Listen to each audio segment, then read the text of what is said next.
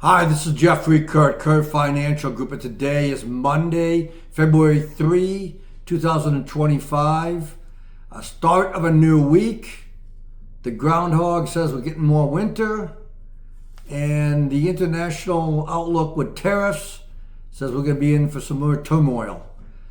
Interesting how the market starts off, and I'm recording this early afternoon, and since the beginning of the day, with all of the turmoil surrounding the tariffs within the markets, there's a truce with Mexico that 30-day extension of no tariffs.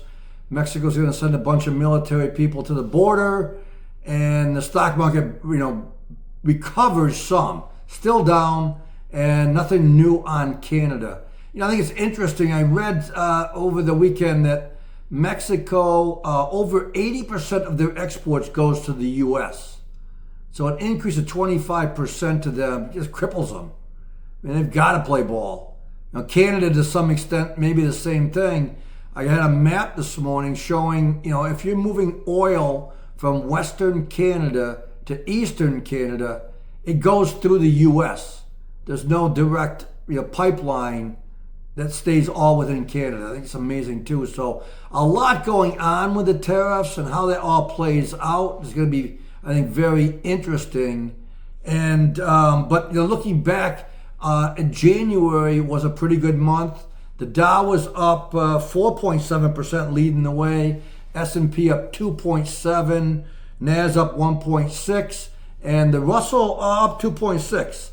So there's a chart here I'll show and share with you from Jeffrey Hirsch at the Stock Trader Almanac, and it just shows when January's up, how the rest of the year goes. It's referred to as the January Barometer, and here's how it works. So when the S&P 500's up in January, it's for the rest of the year it averages 9.4% additional upside, and is up an average of 79% of the time.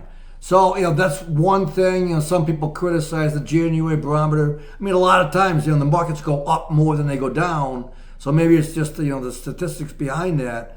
But, there is, some people that believe in this stuff and that think, the market's going to be okay. I think, there's a lot of dynamics, obviously, going on in the markets this year with all of the news and all the changes and all the, I think, the different administration and policies and battles and all that stuff. So we'll see. I think one thing to look forward to, later in the week is going to be the employment data on Friday for the month of January, and that again looking for as an influence for interest rates and Fed policy. So that's it for today, and I'll be back on Wednesday. Thank you for listening. Goodbye.